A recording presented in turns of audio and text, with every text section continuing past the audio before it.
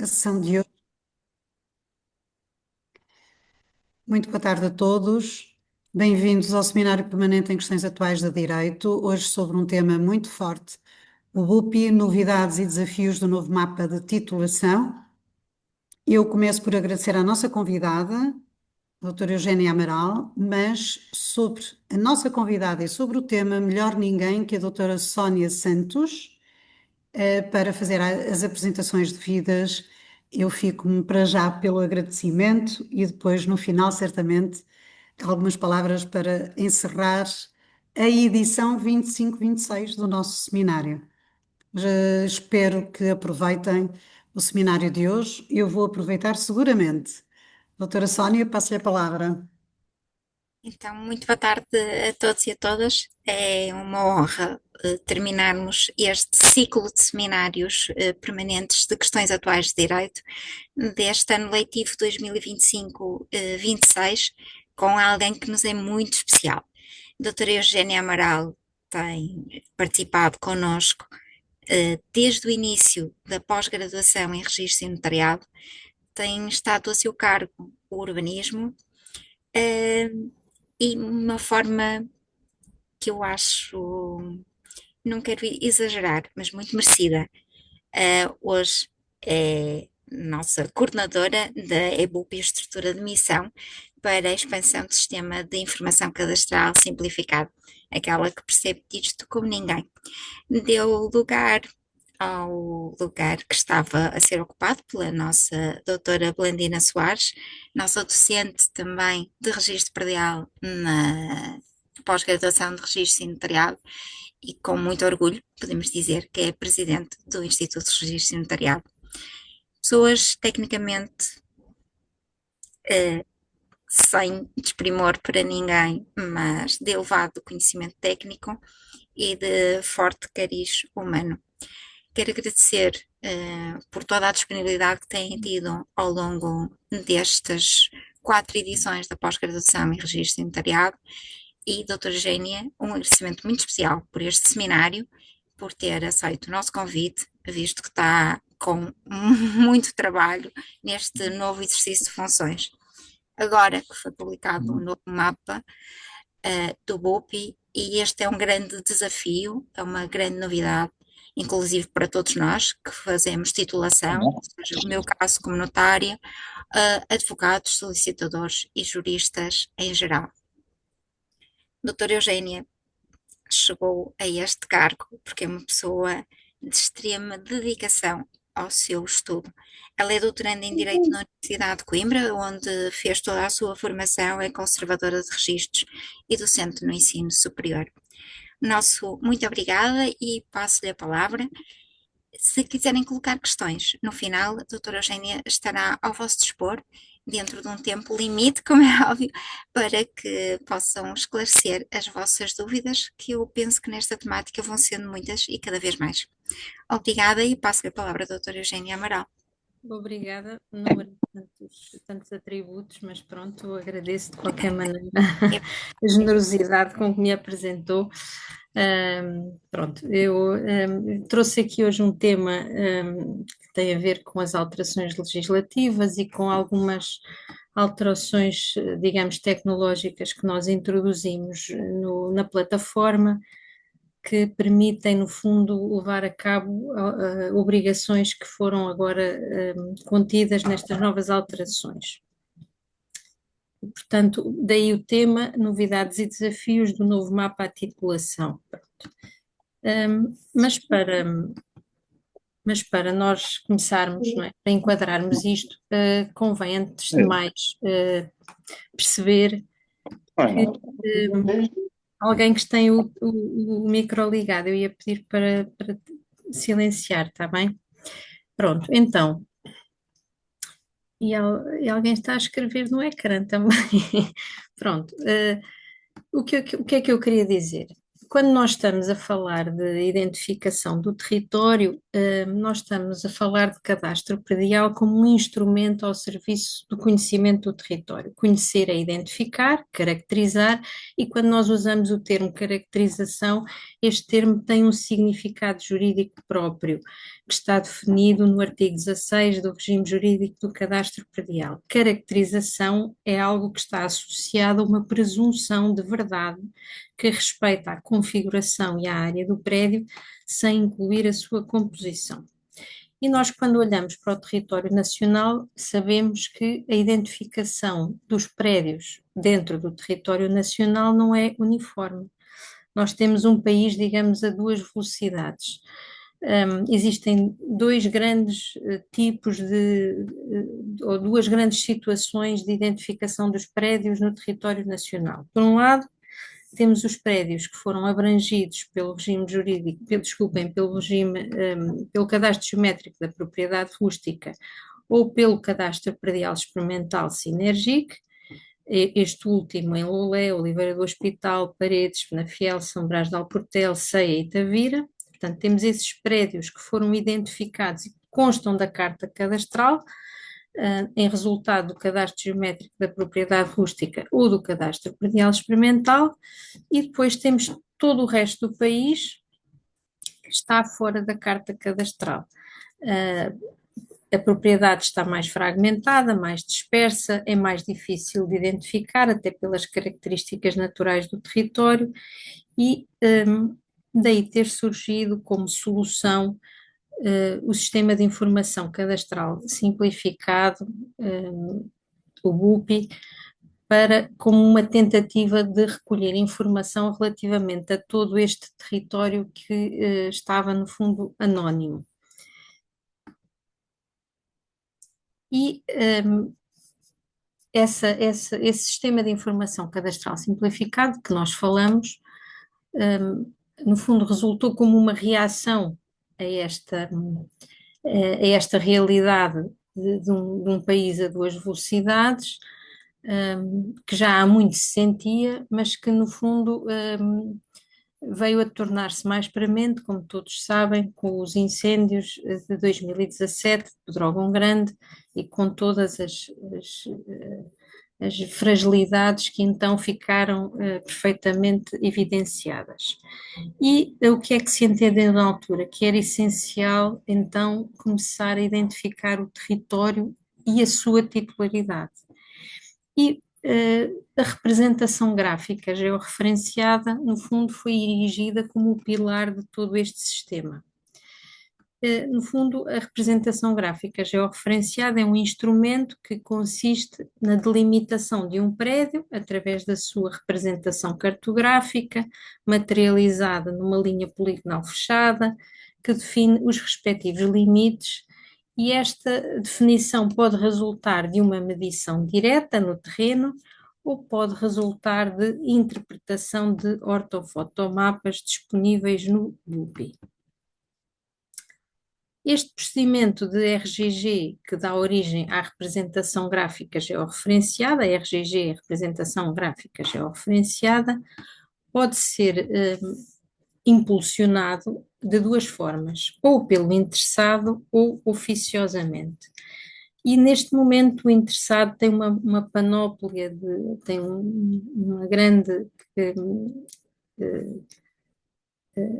estão dispersos por vários mecanismos a forma como ele pode proceder à RGG. No fundo, o sistema foi abrindo espaço, abrindo possibilidades para que fosse cada vez mais fácil ao interessado impulsionar este procedimento. Então, ele pode fazê-lo a solo, digamos assim, elaborando o esboço do prédio, autenticando-se na plataforma e depois faz um esboço do prédio que depois é enviado para um técnico habilitado por via eletrónica para validação. Mas também pode fazê-lo de forma assistida e pode fazê-lo junto de um balcão BUPI, que funciona junto dos municípios aderentes. Pode fazê-lo junto de um técnico de cadastro predial, pode fazê-lo junto de um solicitador que tenha acesso através do geopredial, e nestes casos, então, esta representação é feita dentro da plataforma do geopredial e depois é migrada para dentro da plataforma do BUPI. Pode também fazê-lo junto das entidades gestoras das IFs, AIGPs, com protocolo. E mais recentemente pode também fazê-lo junto de organizações de produtores agrícolas e organizações de produtores florestais e respectivas associações com protocolo. Pode também ser feito pelas entidades expropriantes no âmbito dos procedimentos de expropriação por utilidade pública. Portanto, isto são as vias todas que o interessado tem à sua disposição para poder fazer a RGG. Mas também pode fazê-lo oficiosamente, a RGG também pode ser feita oficiosamente por qualquer entidade pública que está elencada no número 2 do artigo 6 da Lei 78 de 2017. Nem sempre diríamos, portanto, a RGG é feita e depois ela tem uma determinada qualidade. Nem sempre é possível alcançar numa fase inicial uma definição completa e consensual dos limites do polígono. Então, se estiverem identificados todos os confinantes, sem conflitos de extremas nem sobreposições e sem lacunas, a RGG ficará no estado de validada. A RGG ficará validada com reserva de geometria quando não é possível determinar com exatidão todos os limites do prédio, porque o titular não sabe, desconhece, por exemplo, que se o limite a norte é mais para cima ou mais para baixo, portanto aquele limite fica identificado como duvidoso. Ou então quando existe sobreposição com prédios confinantes, ou então ainda quando temos ainda ali assim um vazio e os confinantes não estão integralmente identificados, há uma lacuna, portanto o puzzle não está completo. E nesse caso temos uma RGG validada com reserva de geometria. Quando a RGG se pretende sobrepor ao domínio público, ela deve ser rejeitada liminarmente pelo sistema e então é recusada.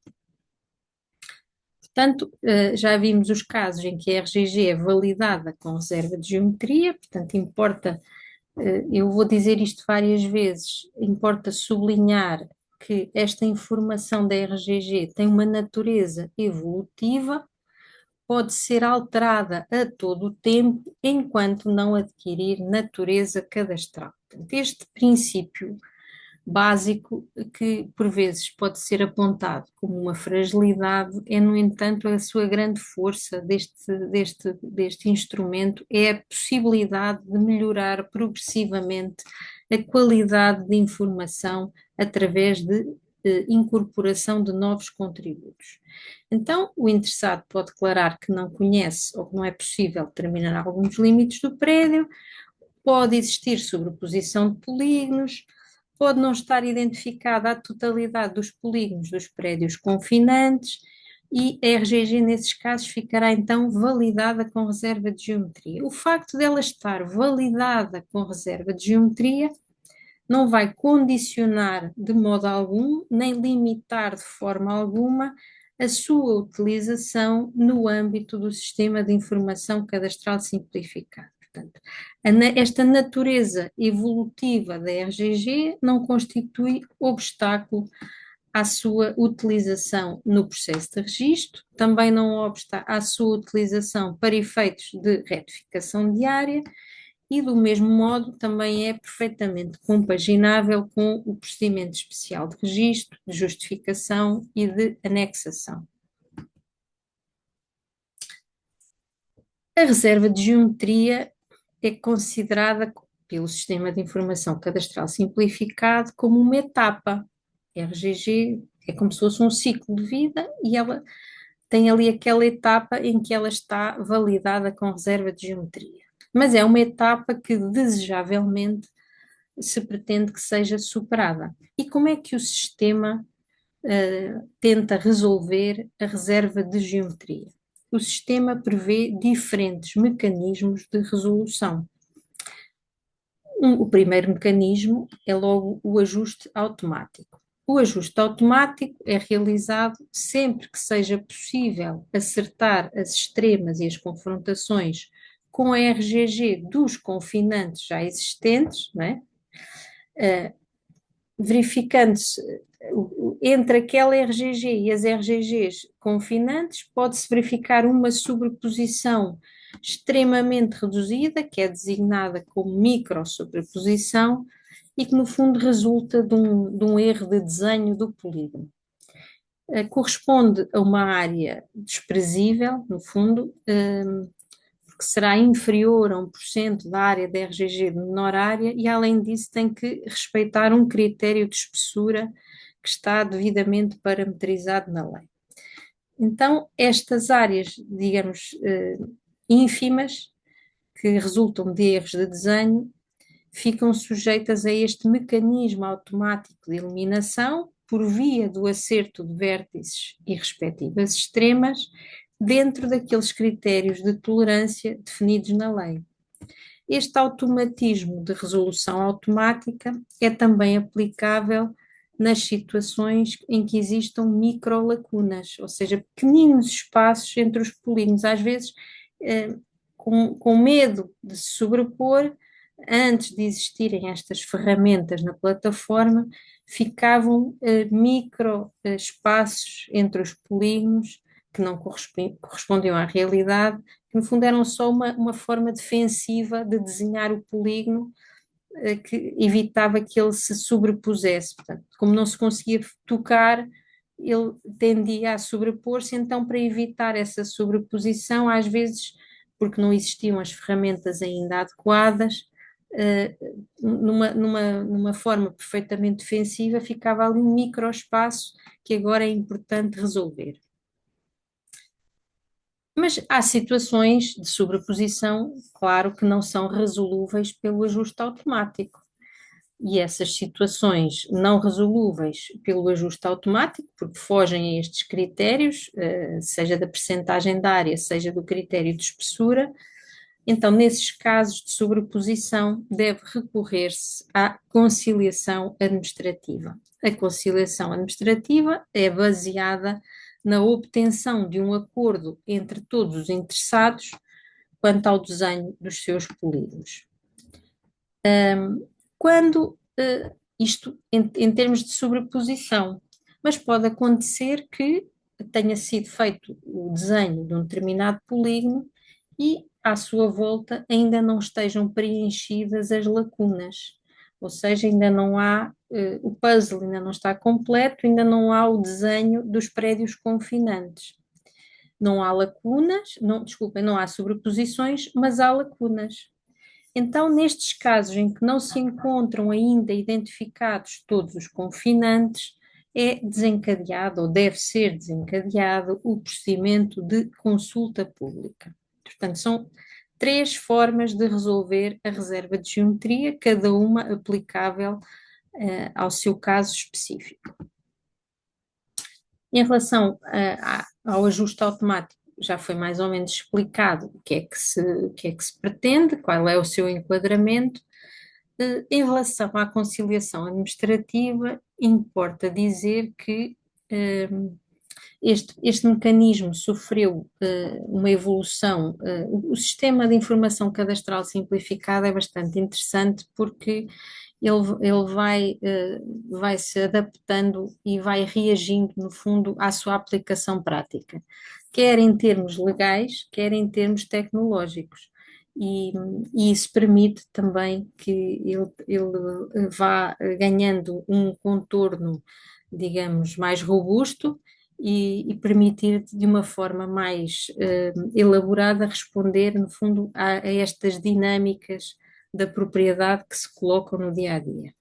Então, este procedimento nem sempre teve esta vertente, mas neste momento o procedimento de conciliação administrativa é um mecanismo de conciliação que tem como finalidade alcançar um acordo entre os proprietários quando exista sobreposição de prédios confinantes que não esteja sujeita a sobreposição, a ajuste automático de extremas e confrontações. Portanto, este procedimento, que fique bem claro, não se destina a resolver conflitos de direito de propriedade ou de demarcação de extremas. Não é isso que está aqui em causa.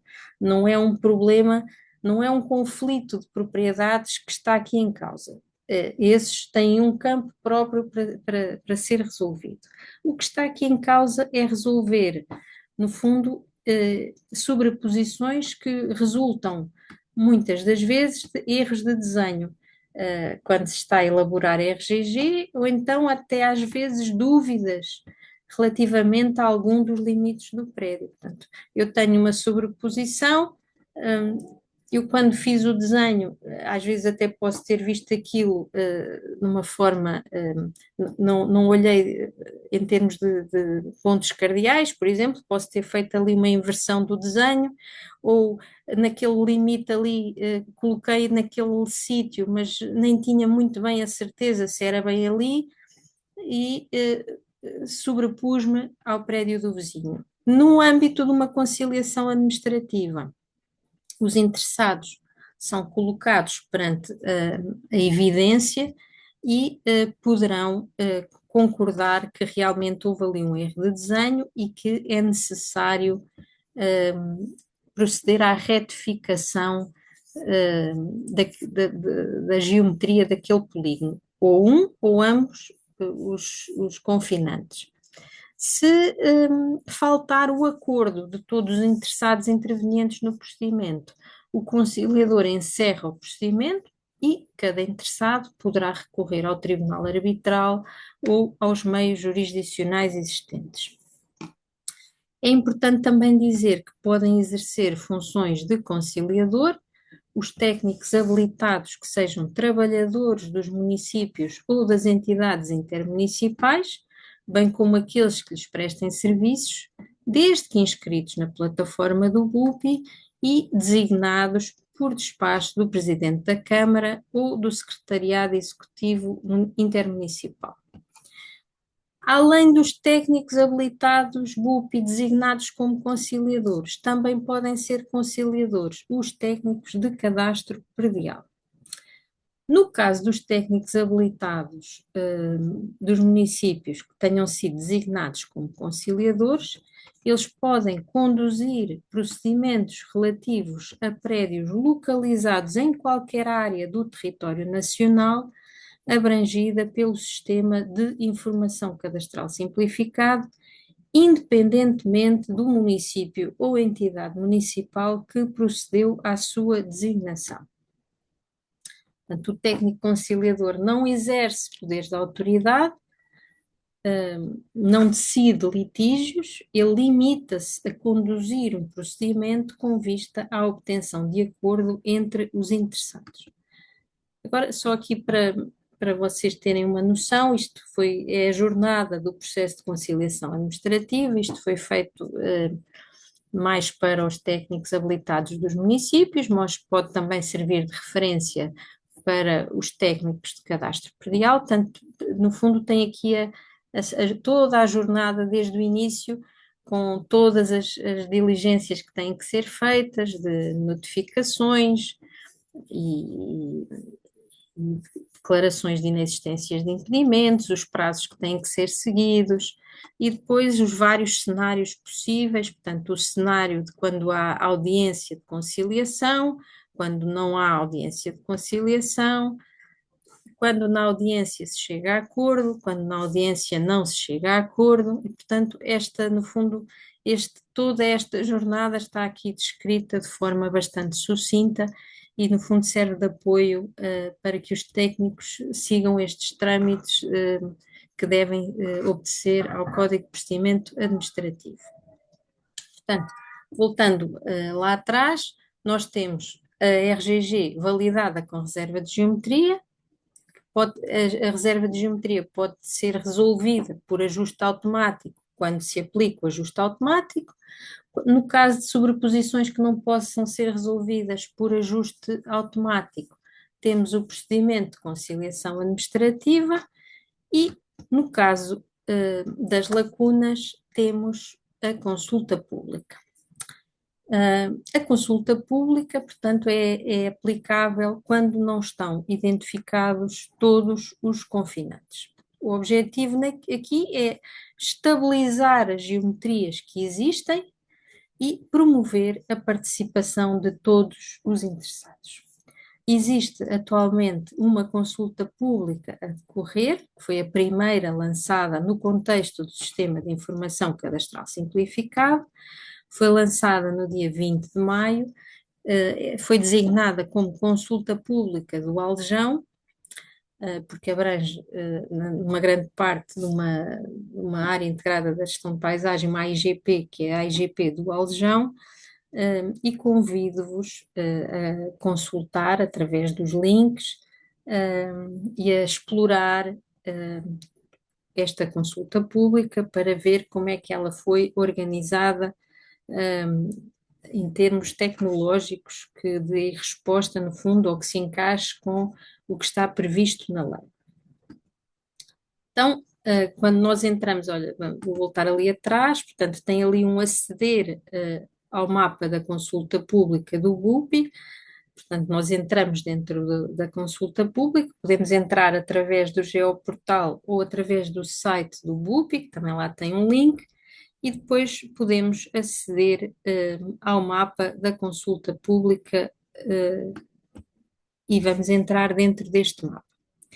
Portanto, a área selecionada para esta consulta pública, como eu já disse, corresponde, na sua grande parte, à área da AIGP do Aljão e abrange 4 freguesias do município de Gouveia: Cativelos, Rio Torto e Lagarinhos, Arcozelo e Ribamondego. Foi escolhida esta área, podia ter sido outra, mas pronto, foi esta escolhida, também pela sua cobertura. Ela já tinha mais de 70% de cobertura. Nesta AIGP estavam georreferenciadas 578 matrizes, que equivaliam a 561 processos de RGG. O que se verificou aqui foi que já tinha sido produzido um número de RGGs com poucos conflitos de extremas, o que permitiu, no fundo, definir um conjunto de prédios em condições de avançar para a fase da consulta pública. Isto, no fundo, é um projeto piloto com pequena dimensão, mas que se prevê já que vai ser replicado agora com uma dimensão maior daqui a algum tempo. Pronto. Nem todas as RGGs neste perímetro se encontram sob consulta pública. A consulta pública refere-se apenas, aquele desenho que ali está, são apenas 400 processos de RGGs. O que é que nós fizemos? Tivemos que retirar desta equação todas aquelas RGGs que tivessem sobreposições. Portanto, só vão à consulta pública RGGs sem sobreposição. E já agora, só a título de curiosidade, se nós lançássemos uma consulta pública a nível nacional, imaginem que em vez de ser este micropiloto, queríamos fazer uma consulta pública sobre todos os municípios que aderiram ao BUPI, nós neste momento já temos mais de 2 milhões de RGGs sem sobreposições e que podiam, na sequência da consulta pública, integrar a carta cadastral. O que significava que é um número superior ao número de prédios que existem hoje na carta cadastral, que anda à volta dos 1.700.000. Portanto, neste momento nós temos mais de 2 milhões já sem sobreposições nem lacunas e que poderiam ir a uma consulta pública. Então, como é que se faz a consulta pública? A consulta pública decorre pelo prazo de 60 dias úteis e pressupõe há aqui uma fase muito importante, que é aquela que está a decorrer, de publicitação e de abertura à participação dos interessados. Então, no início, no dia 20 de maio, o que é que foi feito? Foram afixados editais no município, neste caso foi no município de Gouveia, naquelas 4 juntas de freguesia onde existem aquelas RGGs que estão submetidas à consulta pública. Portanto, foram afixados esses editais, quer no município, quer nas juntas de freguesia, foram publicitados avisos no sítio oficial da internet da autarquia e nos sítios da internet das juntas de freguesia abrangidas, e foi também publicitado um aviso no portal das comunidades. E a partir desse momento, todos os interessados têm o direito e o dever de participarem, de irem consultar aquele mapa que está lá disponível e podem, no decurso destes 60 dias, apresentar as suas reclamações. Portanto, este prazo e estas exigências de publicitação garantem aos interessados uma oportunidade efetiva de análise e de pronúncia. Portanto, eles podem. E como é que podem apresentar reclamações? Eles podem fazê-lo online, autenticando-se e submetendo um formulário de reclamação que está lá disponível, bem como todos os documentos que eles considerem pertinentes, e no fim dessa submissão online recebem, desculpem o pleonasmo, recebem um recibo comprovativo de que entregaram aquela reclamação, ou podem fazê-lo, se não quiserem fazer online ou não puderem, podem fazê-lo presencialmente no balcão do município da situação dos imóveis, que é o município de Gouveia.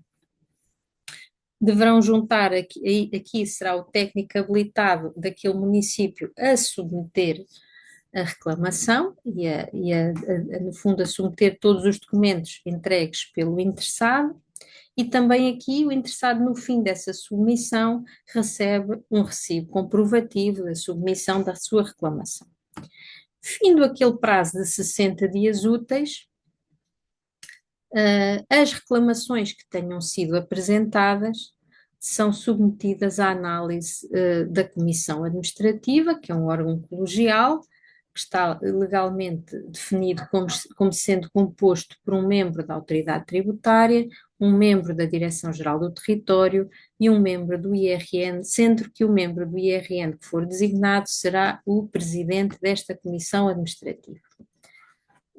Ela vai funcionar de acordo com as regras de funcionamento que são definidas pela própria Comissão Administrativa e no fim deste termo dos 60 dias úteis vai proceder à análise das reclamações recebidas e com isto vai permitir consolidar ou não aquelas RGGs, representações gráficas georreferenciadas, que estão ali submetidas à consulta pública, as tais 400 que foram submetidas à consulta pública. Então, durante este período, os processos de RGGs permanecem estabilizados e não é permitida a sua edição ou cancelamento, e com isto se garante, no fundo, a integridade daquela informação que está sujeita à apreciação. E por isso é que nós às vezes, porque é que não se lança uma consulta pública a nível nacional? Porque 60 dias úteis ainda é bastante tempo e nós temos que ponderar. Imaginem que nós lançávamos uma consulta pública a nível nacional e isso iria implicar que bloquear todas aquelas RGGs submetidas à consulta pública, o que significaria, por exemplo, que qualquer atuação que envolvesse a alteração da configuração geométrica daquele prédio estaria inibida durante aquele prazo de 60 dias úteis, o que era, vamos dizer assim, um grande transtorno para o comércio jurídico imobiliário. Portanto, a decisão será fazer isto em blocos separados para que não seja assim que não tenha assim um efeito tão perverso como aquele que resultaria de uma consulta a nível nacional.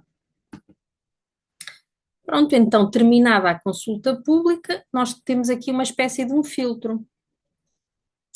As RGGs que não tiverem sido reclamadas, ou aquelas que tendo sido reclamadas, a reclamação tenha sido indeferida, ficam aptas a integrar a carta cadastral e são integradas na carta cadastral.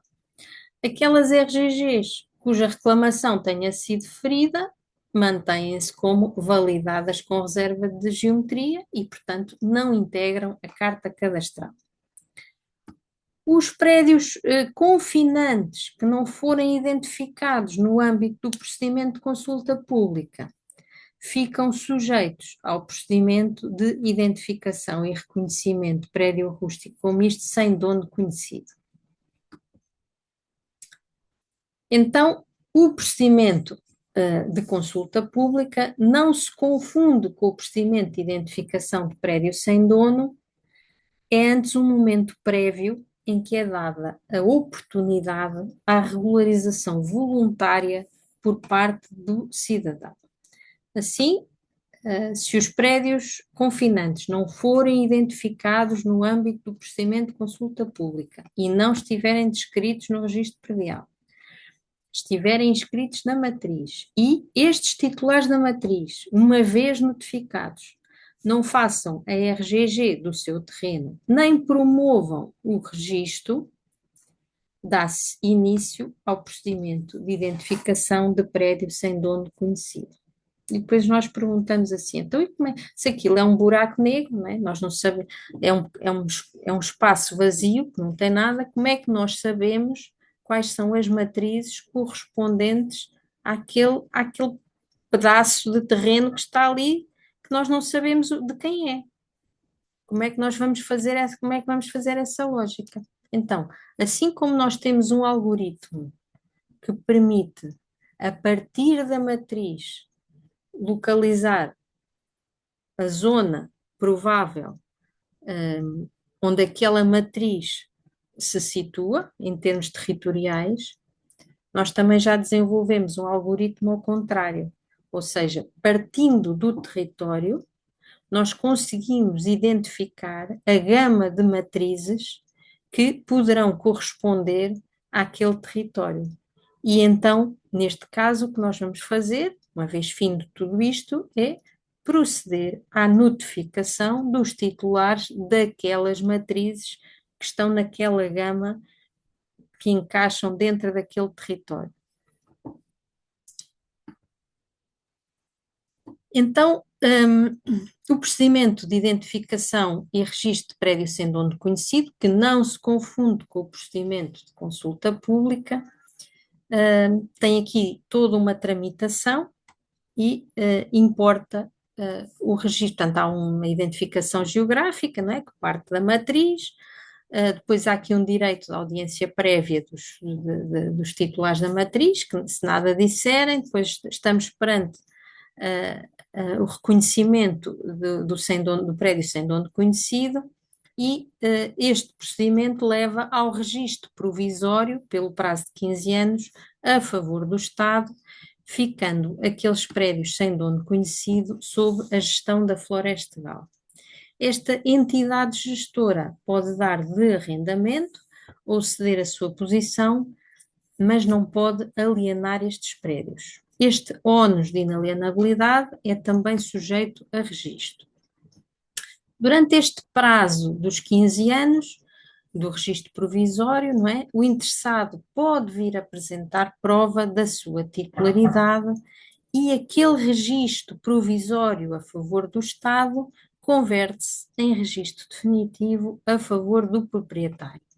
E neste caso, a posse é restituída ao proprietário, a posse daquele prédio, e o Estado devolve ao proprietário tudo o que recebeu de terceiros no exercício da sua gestão, deduzindo os montantes despendidos a título de despesas, benfeitorias necessárias e úteis realizadas naquele prédio.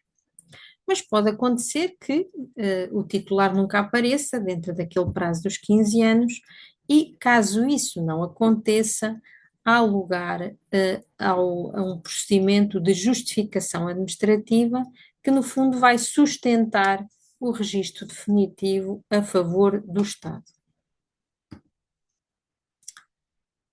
Portanto, a consulta pública que nós vimos que era para resolver as lacunas, no fundo, é aquele momento-chave que serve para detectar também os prédios sem titular conhecido, sem identificação no registro e que, no fundo, correspondem a uma situação de abandono ou incerteza jurídica. Isto tudo com base no que diz o Código Civil, que diz-nos que as coisas imóveis sem dono conhecido consideram-se do património do Estado. Eu chamo também a atenção para uma presunção que está na lei, que diz que se presume, portanto, é como no fim da consulta pública, aqueles prédios que tenham sido notificados e que o titular matricial não faça nada, entram dentro do procedimento do prédio sem dono conhecido. E aqui também temos uma presunção que resulta da lei, que se presume sem dono conhecido aquele prédio rústico ou misto, cujo titular, fim do prazo da gratuitidade emolumentar, que termina no dia 30 de setembro, não esteja identificado. Daí que, além das questões emolumentares e dos valores que se poderão, enfim, poupar se proceder à identificação dos prédios, temos também esta questão bastante importante, que no fundo é a última barreira, porque não é isso que o Estado pretende. O Estado pretende que o titular regularize voluntariamente a sua propriedade e só entrará em ação o procedimento do prédio sem dono conhecido perante a inércia, digamos assim, do titular.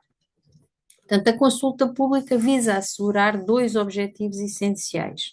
Por um lado, garantir a transparência do procedimento, portanto, permitindo a validação da geometria dos prédios. Portanto, temos aqui um mecanismo de participação que reforça a segurança jurídica, a fiabilidade da informação cadastral, que permite estabilizar geometrias e, com isto, garantir a sua integração na carta cadastral.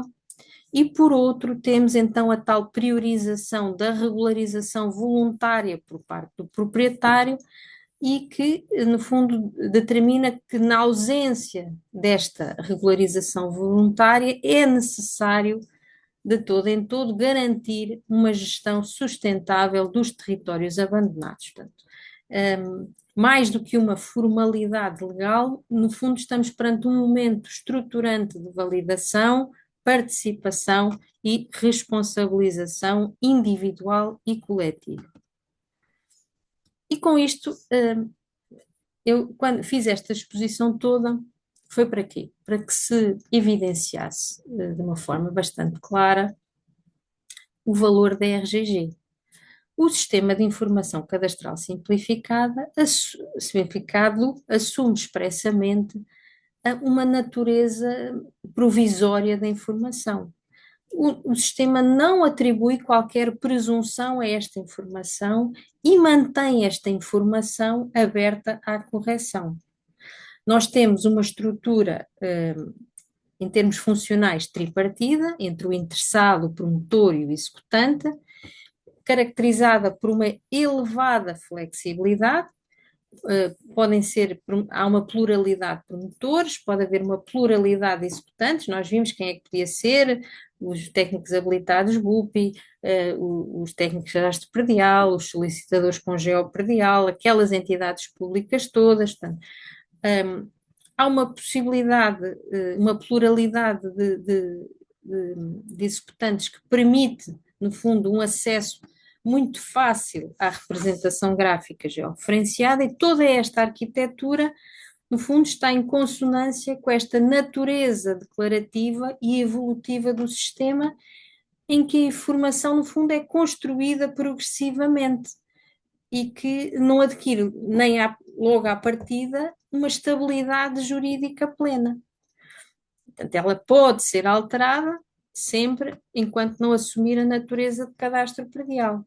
E isso mesmo está previsto no decreto regulamentar, que prevê a possibilidade de alteração da RGG, com a retificação da sua geometria, sempre que ocorram alterações dos limites do prédio, erro na delimitação do polígono, por exemplo, fruto de uma conciliação administrativa, mas pode nem ser isso. A pessoa primeiro fez o desenho de uma determinada maneira, mas depois deslocou-se ao terreno e procedeu à sua limpeza e percebeu que tinha desenhado mal, que estavam ali uns marcos que ela desconhecia, e então vai retificar aquele erro na delimitação do polígono. Pode corrigir uma imprecisão técnica ou declarativa, no fundo, ajustar o registro gráfico àquela realidade, e isto tudo reflete a tal natureza dinâmica e não presumida da RGG.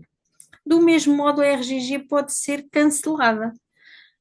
Quando é que isso acontece? Nós sabemos que a propriedade não é estática. Há um emparcelamento, uma valorização fundiária, há um prédio que é objeto de um plano de pormenor, de um loteamento, de um reparcelamento, de um destaque.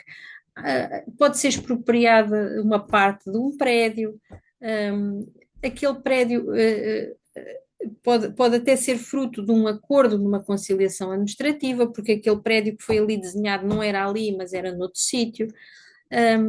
O tal erro manifesto na localização do prédio, e este cancelamento é efetuado pelo técnico habilitado via BUP e tem um documento para acompanhar quer a retificação, quer o cancelamento. No fundo, para dar suporte legal a estas edições e cancelamentos da RGG. Se o conceito básico do Sistema de Informação Cadastral Simplificado é a representação gráfica georreferenciada, o conceito nuclear do regime jurídico do cadastro predial é a configuração geométrica do prédio, a CGP. A CGP corresponde à representação oficial dos limites, área, e, no fundo, confrontações de um prédio cadastrado, e, ao contrário da RGG, a CGP, configuração geométrica do prédio, beneficia da tal presunção de correção associada ao tal conceito de caracterização que está previsto no artigo 16 do regime jurídico do cadastro predial. Esta presunção não atribui fé pública absoluta, mas introduz aqui uma mudança profunda. A delimitação física do prédio passa a integrar o núcleo relevante do direito predial em termos de exatidão cadastral.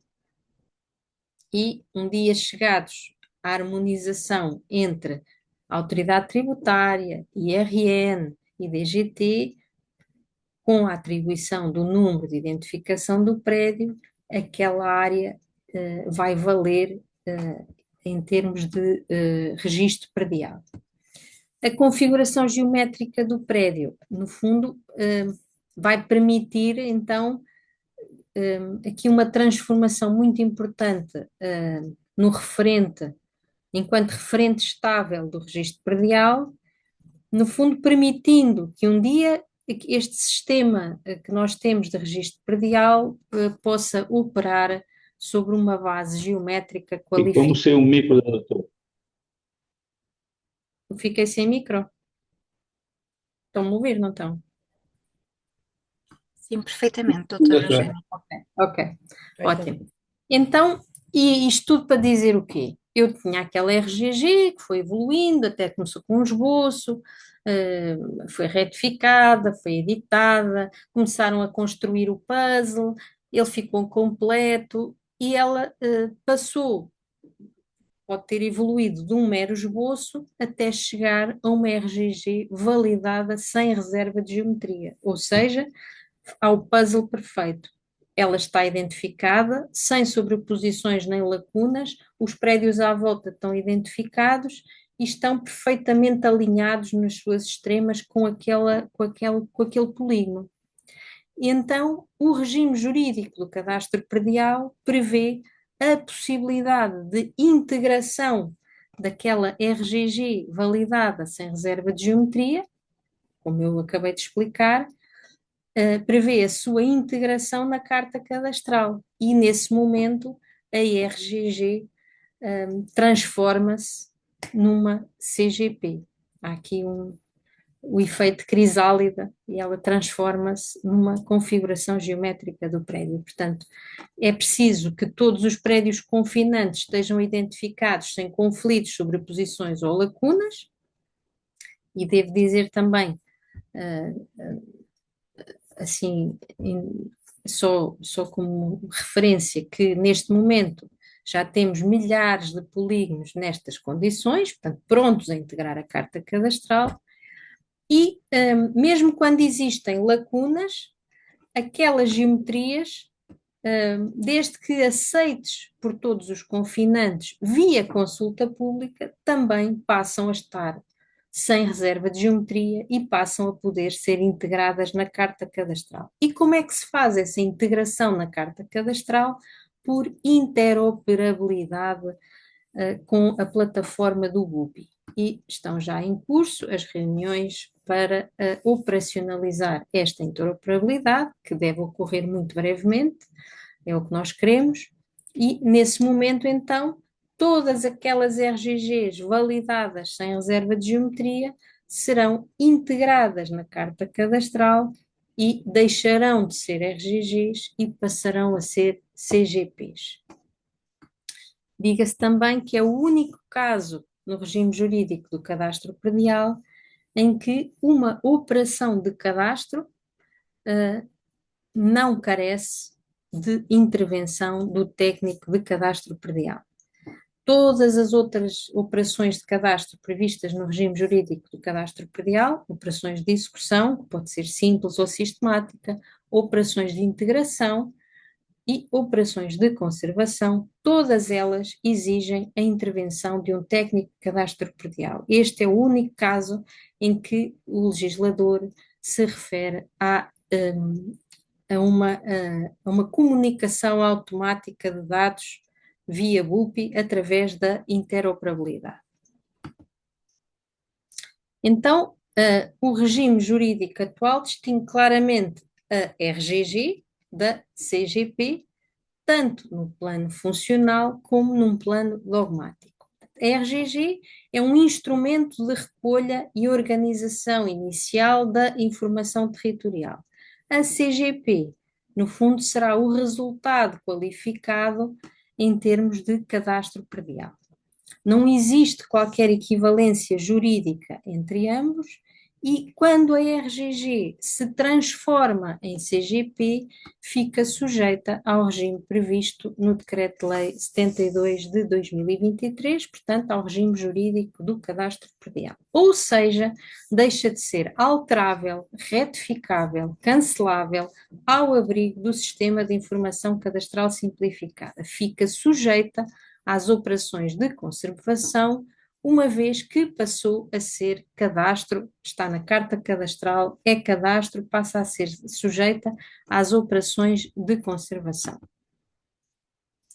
Então, o Decreto-Lei 72 de 2023 admite expressamente a utilização da informação proveniente do Sistema de Informação Cadastral Simplificado como base das operações de cadastro predial. Veja-se o que é dito em relação às operações de execução sistemática e de operações de execução simples, mas também admite singularmente a conversão da RGG em CGP de forma automática.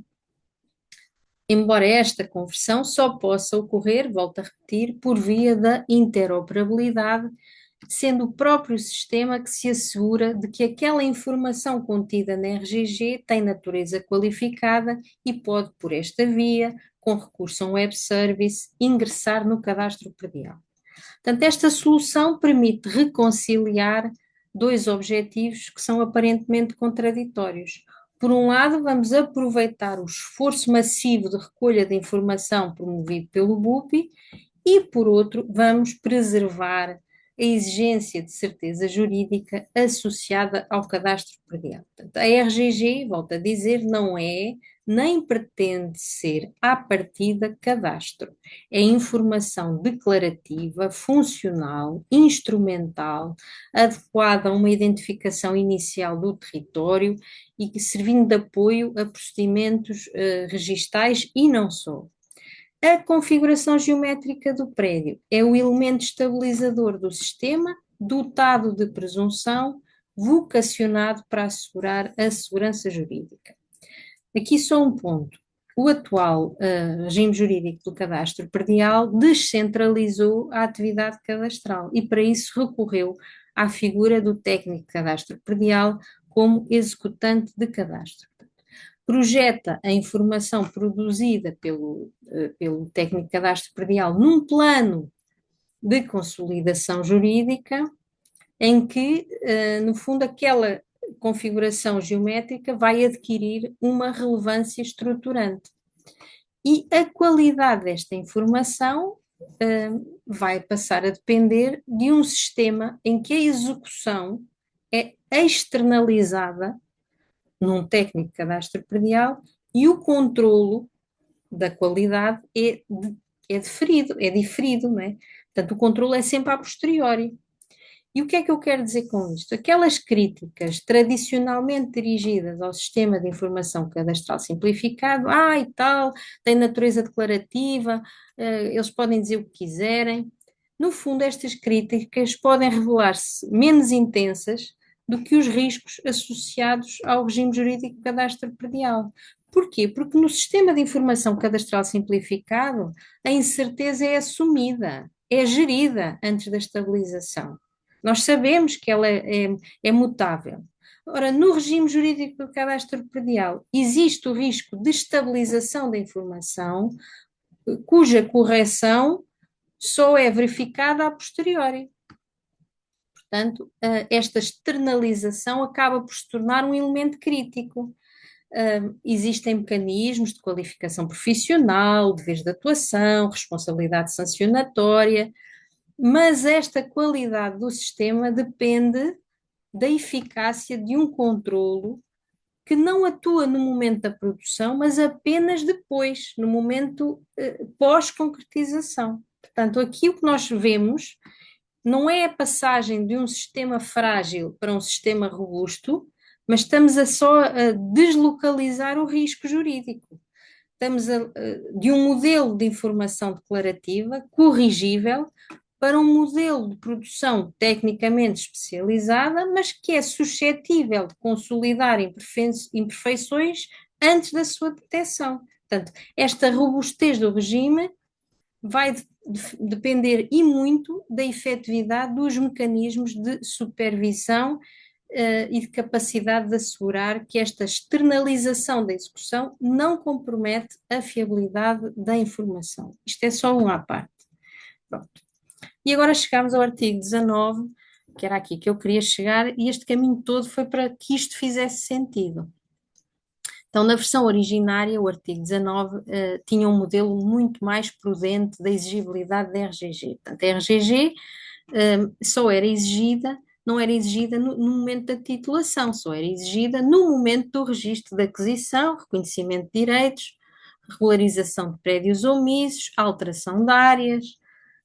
No fundo, era só naquele momento posterior à titulação e dava-se em troca o benefício implementar da gratuitidade.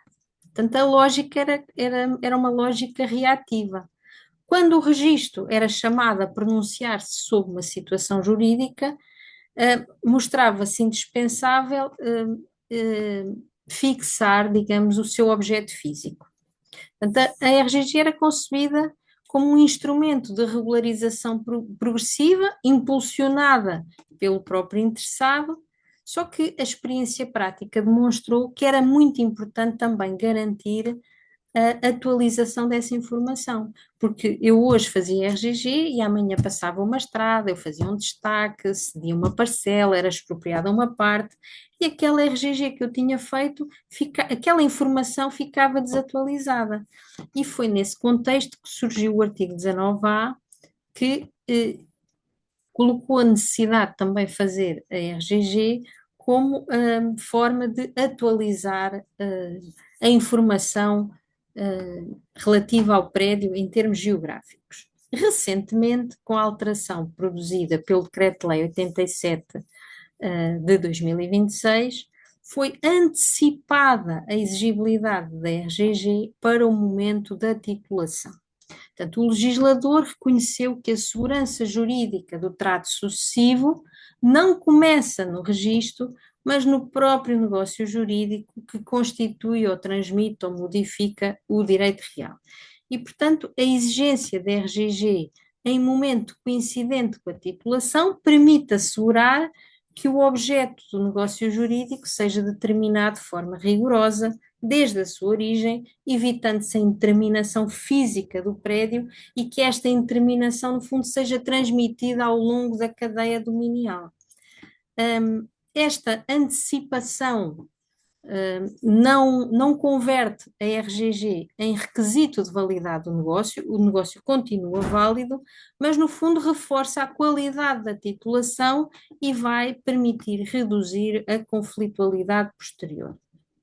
Então, presentemente, há obrigatoriedade de indicação do procedimento de RGG de prédios rústicos e mistos nos documentos que titulem atos ou negócios de transmissões do direito de propriedade, nos registros de aquisição, anexação e desanexação, nos procedimentos administrativos requeridos perante qualquer entidade pública, por exemplo, uma Câmara Municipal, que tenham por efeito uma alteração na configuração geométrica dos prédios, nos procedimentos de inscrição de prédio rústico omisso na matriz, nos procedimentos de alteração de área de prédio rústico inscrito na matriz, e em todos os procedimentos de candidatura ou concessão de apoios financeiros, subsídios, incentivos ou cofinanciamentos, independentemente da sua origem, designadamente fundos europeus, nacionais ou outros de natureza análoga. Portanto, a evolução mais recente do regime de exigibilidade da RGG revela, no fundo, uma ampliação significativa até do seu próprio âmbito funcional, para além dos domínios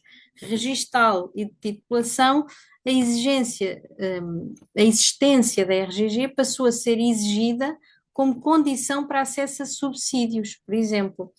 E esta exigência traduz, no fundo, uma opção clara do legislador e da administração, que é a atribuição de fundos, tem que ter uma correspondência georreferenciada, sem a qual não é possível garantir uma boa administração, a transparência e o controle do uso dos recursos públicos. A obrigatoriedade de indicação ou apresentação do procedimento de RGG não se aplica aos atos, aos registros de aquisição decorrentes de atos praticados no processo executivo, registros de aquisição decorrentes de atos praticados no processo de insolvência, ou quando existe a prévia declaração de utilidade pública. Estas são as exceções. E agora aqui é a grande questão, que ainda hoje houve uma solicitadora que colocou esta questão, e porquê? Esta alteração legislativa constitui um desafio imenso, ou constituiu, a alteração legislativa saiu em abril, e nós fomos confrontados com um desafio muito grande em termos de utilização da plataforma. Então, se o titulador tinha que verificar a existência da RGG, então o titulador tinha que ter um acesso para entrar na plataforma. Qualquer titulador tinha que ter acesso para entrar na plataforma, mesmo que não fizesse RGGs, ele tinha que conseguir entrar na plataforma.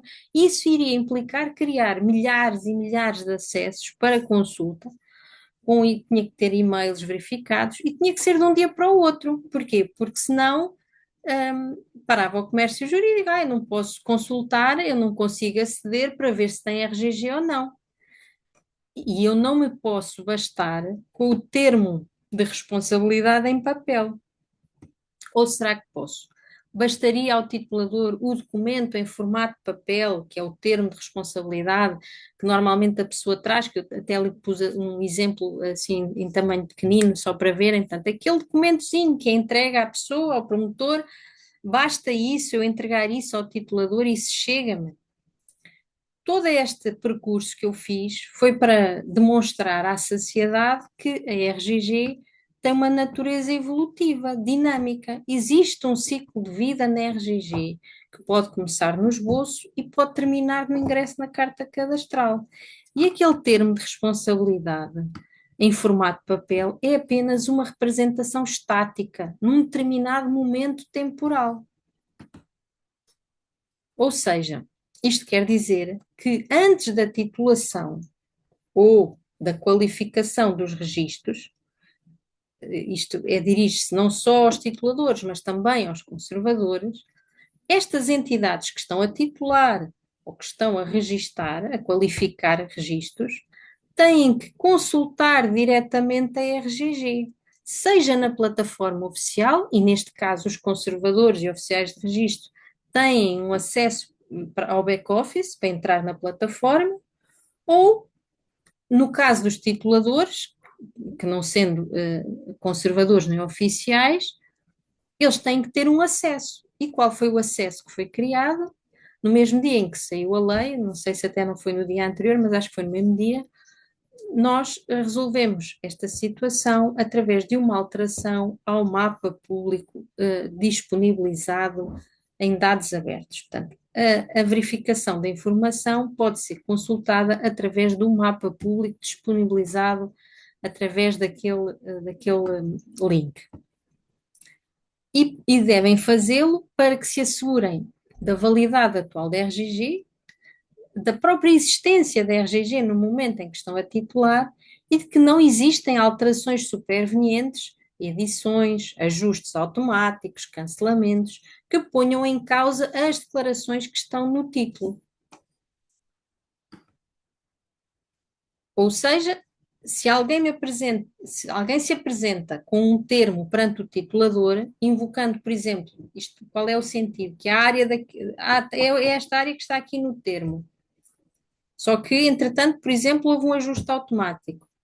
Ou eu quero alienar este imóvel que corresponde a esta geometria, mas, entretanto, ela foi alterada porque já houve aqui uma cedência de uma parcela, por exemplo. O titulador nunca deve bastar-se com aquele documento em formato de papel. Isto que eu estou a dizer para o titulador vale também para o conservador e para o oficial de registros. Porque a RGG pode ter sido editada, alterada, retificada, cancelada, e aquele termo em formato de papel, aquela informação já está ultrapassada. Portanto, o titulador, e isto é em especial para o titulador, mas volto a dizer, também se aplica ao conservador e ao oficial de registros, deverá sempre acautelar-se, verificando a atualidade da informação mediante consulta da plataforma. O mapa público é diariamente atualizado pelas 0 horas e a informação atualizada fica disponível todos os dias pelas 9 horas. Portanto, o mais atualizadamente possível, o titulador deve acautelar-se desta informação. Porque as versões em papel refletem uma informação disponível à data da sua emissão e não substituem a consulta em tempo real da plataforma BUPI ou do mapa público, consoante o caso, e que vai essa informação prevalecer para efeitos de confirmação da informação em vigor. E como é que fazem esta consulta? Está ali o site, então, antigamente, este mapa público só tinha a possibilidade de colocar o número do processo de RGG. Isto era muito limitativo. Se eu não tivesse o número do processo de RGG, já não chegava ao prédio. Só navegando no mapa do país todo, isto era uma agulha num palheiro.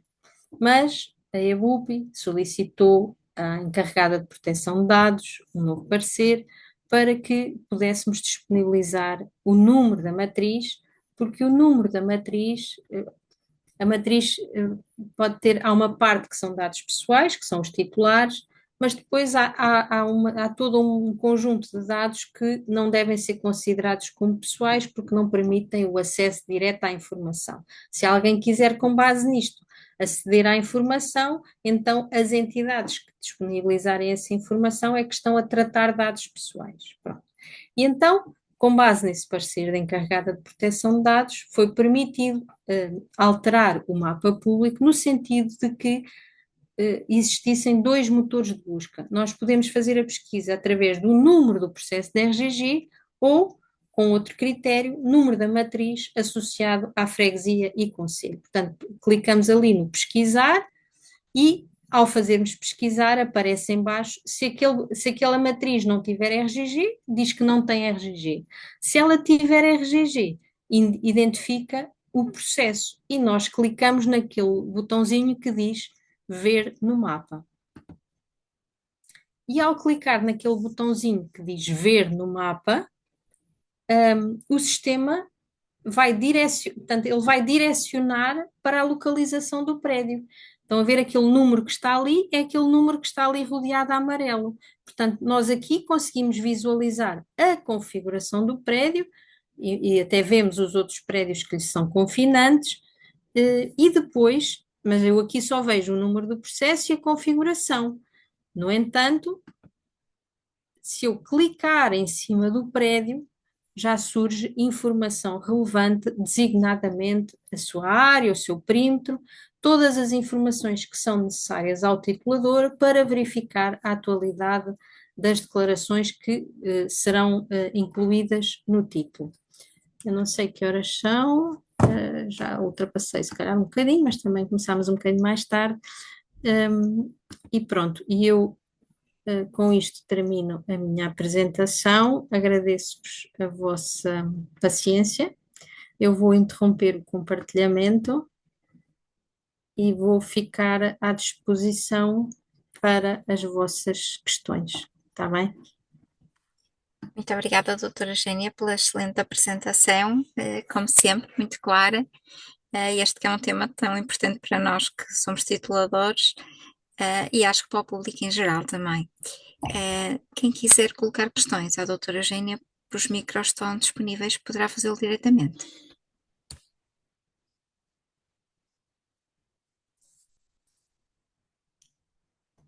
Eu quero uma pergunta, pelo menos. Doutora Eugênia, boa tarde. Boa tarde. Eu coloquei acho que 4 ou 5 aqui, mas fique à então não vi. vontade para responder, na medida do possível, claro. Talvez não seja para hoje. Deixa-me ver o que é que aqui está. Vamos ter a peço desculpa. Colocar as suas perguntas diretamente, Juliana, por favor. Serviços Um minuto, doutora Sônia. Bom, primeiro... Deixa-me ler. Haverá emolumentos para os serviços correspondentes a cada etapa de identificação, isto é, declaração de contestação, consulta... Não, a consulta... A reclamação, está a falar da consulta pública. Nenhum destes passos, digamos, está sujeito para já a qualquer tipo de custo, nem é isso que se pretende. E se colocarmos um custo, por exemplo, na reclamação, seria dificultar o acesso à reclamação. E, portanto, não é essa a intenção. A partir do momento em que é iniciada a identificação geométrica, o que é que isso quer dizer? Identificada a identificação... Eu tenho os prédios já identificados, eu tenho uma RGG, certo? Ela já está lá, ela já existe. Não existem sobreposições, mas existem lacunas. E ela está dentro de um determinado perímetro, imagino que é um retângulo, que eu digo, todas as RGGs que estão dentro deste retângulo, que não têm sobreposições, vão à consulta pública. É só as RGGs sem sobreposições vão à consulta pública. O que é que isso quer dizer? Durante 60 dias úteis, as pessoas podem reclamar, ou seja, eu, por exemplo, ainda não tinha identificado o meu prédio, vou lá e vejo, olha, este prédio aqui que está aqui, este RGG que está aqui, sobrepõe-se ao meu prédio e vou reclamar. Pronto. Esta reclamação é feita, estas reclamações podem ser feitas no prazo de 60 dias úteis a contar do seu início. Findo este prazo de 60 dias úteis, o que é que acontece? Aquelas que não foram reclamadas podem entrar logo. As outras que foram reclamadas depois são sujeitas à apreciação da Comissão Administrativa durante o prazo de 90 dias úteis. Mas é só as que foram reclamadas. Findo esse prazo dos 90 dias, a Comissão Administrativa até pode nem demorar 90 dias úteis, mas ela tem esse prazo de 90 dias úteis. Findo esse prazo de 90 dias úteis, aquelas que foram reclamadas, há uma de duas hipóteses. Ou a reclamação foi deferida e elas não entram na carta cadastral, porque se entendeu que a pessoa que reclamou tem razão, ou aquela reclamação foi indeferida, porque se entendeu que aquela pessoa não tem razão, e então elas entram também dentro da carta cadastral. Aquelas, então, que não tiveram a consulta pública, porque a consulta pública inicia aqui no norte, essas não vão... A consulta pública, isto é aleatório, vou-lhe dizer, não é bem aleatório, é escolhido por nós, mas nós escolhemos fizemos um piloto pequenino para testar o processo. Agora, é a consulta pública do Aljão. Está lá, se quiserem consultar, estão lá explicados os passos todos, como é que se faz e como é que não se faz. Pronto. Agora, iremos replicar noutra zona do território. Claro que nós pretendemos replicar isto em zonas já com grande cobertura. Não faz sentido eu levar a consulta pública a uma área com pouca cobertura. Eu tenho que levar áreas que já tenham uma cobertura assinalável, que é para mais RGGs entrarem, certo? Pronto. E no fim disto tudo, imagina aquele quadrado onde estavam aquelas RGGs que entraram na carta cadastral, depois tem os buracos, aqueles que não vieram dizer nada. E nós podemos, através de um algoritmo, chegar às matrizes que estarão localizadas naquele buraco. E vamos notificar os titulares matriciais e vamos verificar se aquelas matrizes estão registadas na conservatória. E os titulares matriciais têm um prazo, devem vir proceder ao registro. Se não procederem ao registro, se não identificarem, se não georreferenciarem os seus prédios, é porque aquilo foi abandonado. Ou seja, as pessoas não querem saber daquilo. Já foram, já não estão cá, não querem saber. Pronto. Ou seja, é terra de ninguém. Para todos os efeitos. É terra de ninguém, ou aparentemente será. E então inicia-se, não se confunde com o procedimento de consulta pública, mas inicia-se a partir daí o procedimento de identificação do prédio sem dono conhecido. Certo? Durante 15 anos, aquilo fica registado provisoriamente, o Estado vai gerir aquele território, possivelmente, mas aquilo são bocaditos soltos e tal. O que é que se pretende nesses casos? É que haja uma gestão agrupada.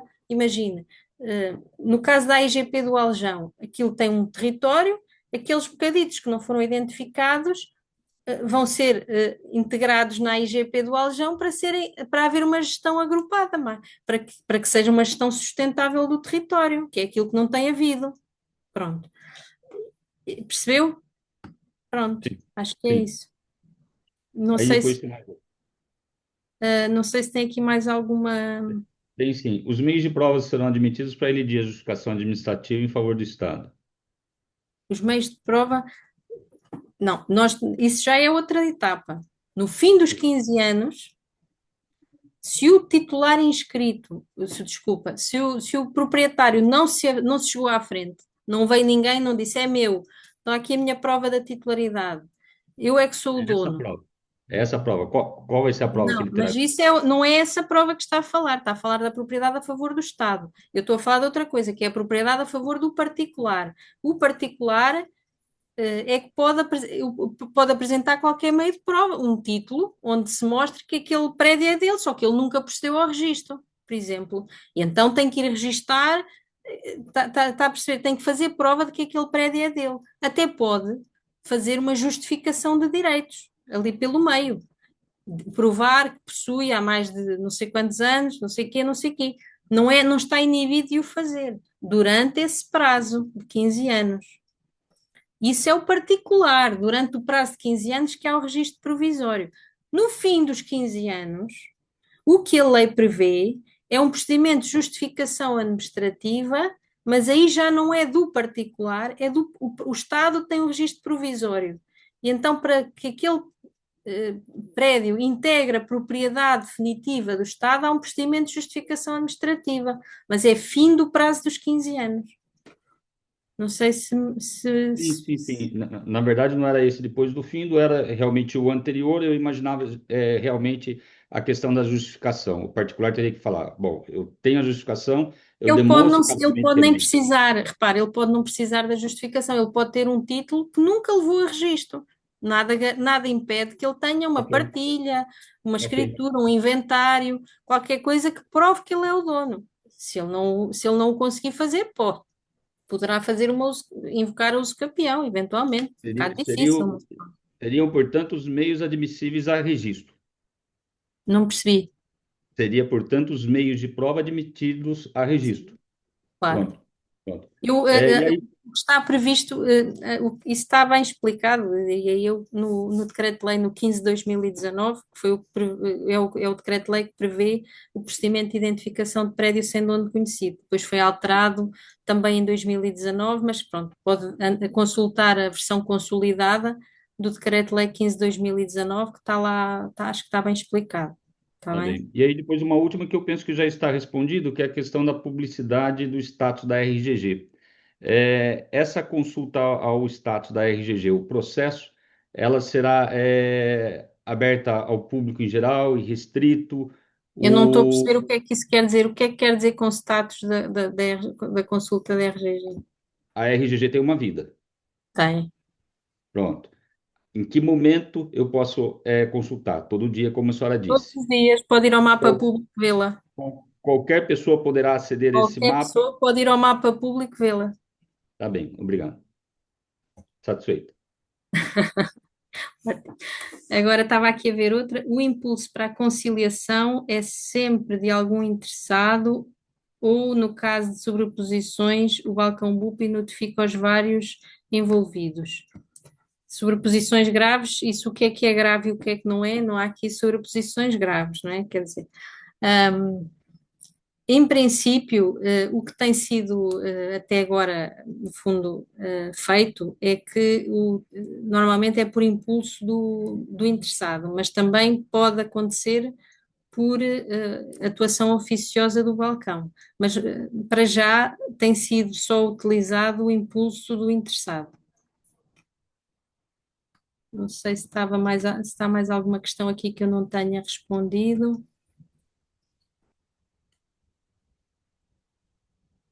Em As relação a questões? isto, em relação a isto do PowerPoint, depois eu tenho que falar ali com a doutora Sónia. Sim, depois vemos isso.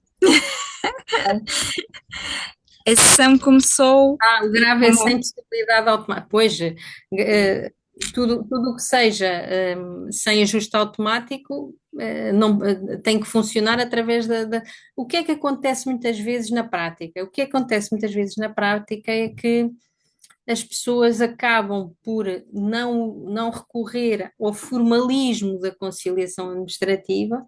Imagina, isto eu estou a falar na prática. O técnico habilitado até sabe quem é que são aquelas pessoas, ele é da terra, sabe quem são aquelas pessoas, percebe que houve ali um erro de desenho e muitas vezes interage com as pessoas e diz: olha, que o senhor fez este desenho, fez mal, veja lá e tal. E as pessoas vão, por sua iniciativa, retificar. No fundo, há aqui uma conciliação informal. Muitas vezes o que acontece é isso, é a tal conciliação informal, que tem todo o espaço para acontecer de forma legítima, as pessoas estão informadas, apercebem-se que realmente se enganaram e reformulam o polígono de acordo com a realidade física. Isso não tem mal nenhum. Quando as coisas são mais, imagina, pode acontecer que não haja essa proximidade, não é? E então, nesses casos, é mais natural que aconteça a via da conciliação administrativa de acordo com o figurino que está na lei. Ninguém tem mais perguntas? ninguém Boa tiver, tarde. Então diga. Boa Quem é tarde. que está a falar? Francisco Silva. Olá. Olá, boa tarde. Então. Era referente ao título, portanto, nos títulos e por parte das conservatórias deverem verificar o estado de uma RGG sempre e não apenas pelo comprovativo específico do termo.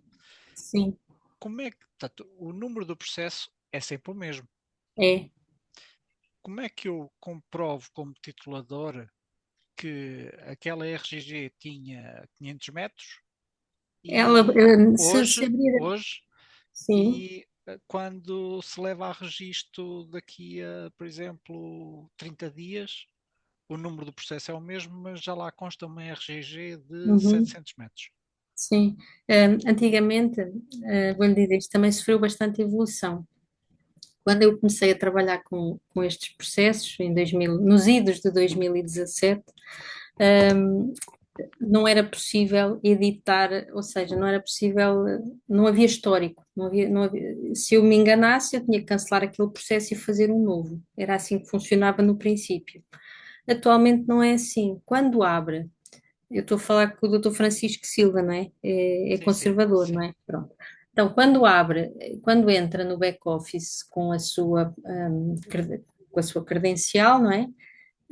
E abre o processo de RGG, cá mais para baixo, vai ver o histórico do processo, vai ver as várias fases que ele passou.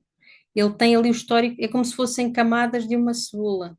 ele consegue ver tudo aquilo que aconteceu no processo, desde o momento em que ele foi feito até agora.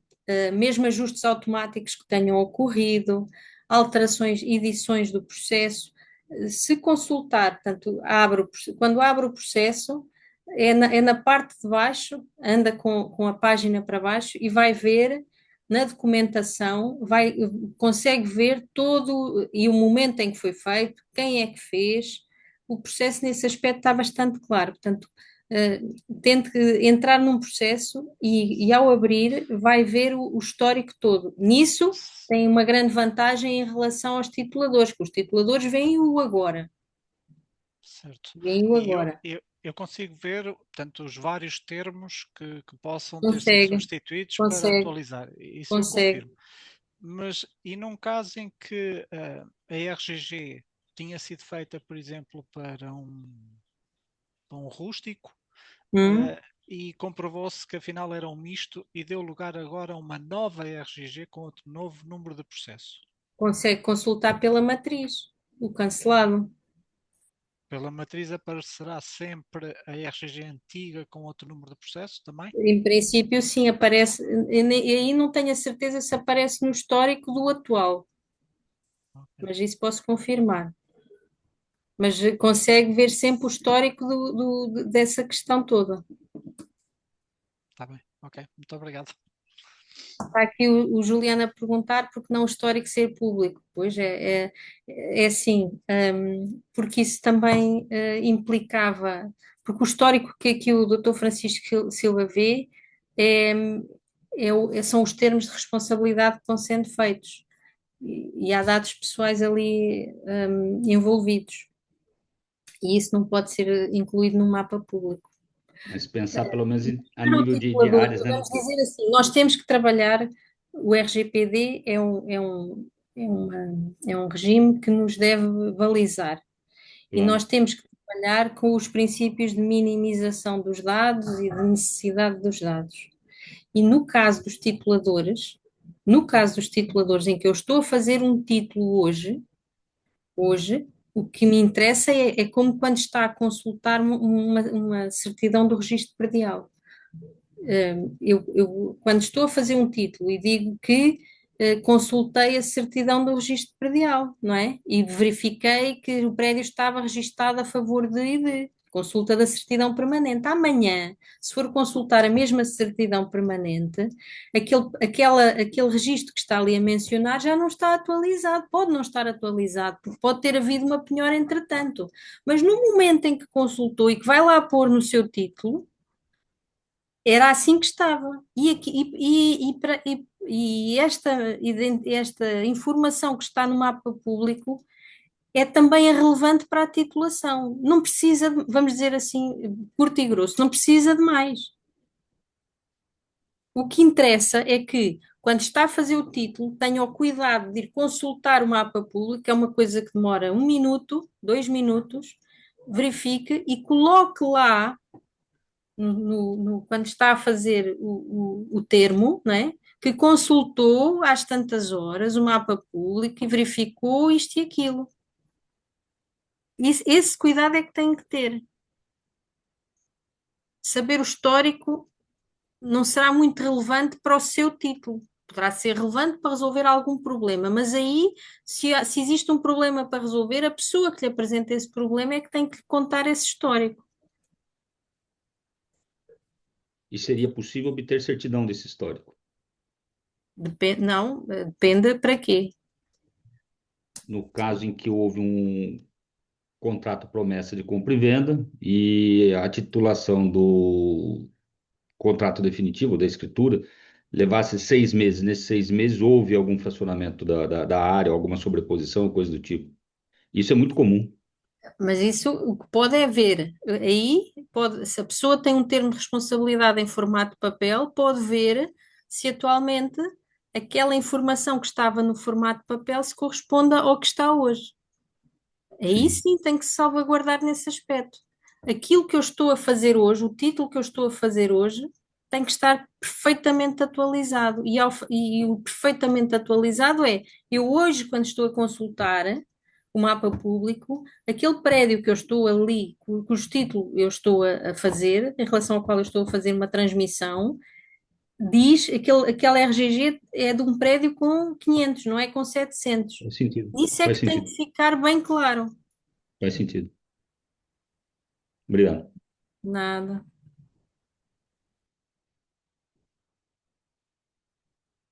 Mais alguma dúvida? Ai, socialmente mais justo. E se eles, então, mas isso, se eles isso é tudo muito discutível. É tudo muito discutível. Mas quer dizer, e, e, e há pessoas a quererem. É assim, se a pessoa queria ocupar, o campeão não acabou, não é? O, o direito de justificar, o direito a justificar não acabou, desde que a pessoa realmente. Aquele terreno ali ao lado estava desocupado e eu passei a possuir aquela parte como se fosse minha e cultivo lá tudo e aquilo passou a integrar a minha propriedade. Se os requisitos para invocar a posse, para invocar o uso capião, ou seja, posse pública, pacífica, reiterada, durante X tempo, se existirem, eu posso invocar o uso capião, nada impede, não é? Agora, esta, isso está previsto na lei, continua a ser possível, desde que o que é uso campeão? É eu possuir durante X tempo, de forma pública, pacífica, reiterada, contínua, não é? Sem oposição de ninguém. Isso é possível, claro que é possível. Olha, ainda no outro dia o senhor Doutora, bastonário não podemos é ultrapassar os pressupostos que eu uso ora aí capim. está, ora aí Não, está. Eu, não há isto de ser só por ser confinante, não é? Sim, o usucapião, lá porque eu sou confinante, de repente não posso invocar o usucapião. Eu só posso invocar o usucapião se eu tiver o direito, mas não tiver o título. Ou seja, se o direito resultar daquela posse com aquelas características, é que eu posso invocar o usucapião. Senão isto era o faroeste, era o primeiro que lá chegasse com uma bandeira. Exatamente. Senão o confinante também, se quiser, pode sempre depois comprar, não é? É Exato. sempre uma alternativa. Eu Pode penso que não há arrendar. mais questões, doutora. O adiantado da hora também, se calhar, impõe que encerremos a sessão. Eu confesso que achei que foi uma sessão estupenda e queria, de facto, agradecer-lhe mais uma vez a disponibilidade. Esta matéria é mesmo muito, muito atual e muito importante. Creio que não há mais questões, pois não, meus senhores. Podemos libertar a nossa convidada, que já esteve aqui connosco 1 hora e meia, com uma excelente palestra, e dizer, doutora, que foi o nosso último seminário permanente desta edição, porque é uma Uhum. iniciativa no âmbito do mestrado em Direito que começa em outubro e vai até junho, é uma por mês, portanto, temos mantido esta regularidade. Eu passo já a palavra à doutora Sónia, acho que ela deve encerrar a sessão de hoje. Agradecer aos nossos participantes, grande parte deles alunos da pós-graduação em Registro e Notariado, que a doutora Sónia implementou aqui na Universidade de Lusófona, e que tem sido um sucesso, tem sido um sucesso. Vamos ver se consegue mais uma edição assim bem recheada como as anteriores. E, e com isto agradecer-lhe, fazer o encerramento do nosso último seminário até ao início do próximo ano letivo, se Deus quiser, agradecer a cooperação do Iberojur, que é de facto um parceiro exímio na organização destas sessões, e pela minha parte passaria a palavra à doutora Sónia. Doutora Sónia, o encerramento rigorosamente vai ser seu. Muito obrigada, professora Rosário Anjos, primeiro pela oportunidade de fazer parte deste projeto, tanto o Seminário Permanente de Questões Atuais de Direito, e que nos permite trazer estas questões de registros, de notariado, que muitas vezes esquecido por outras instituições de ensino.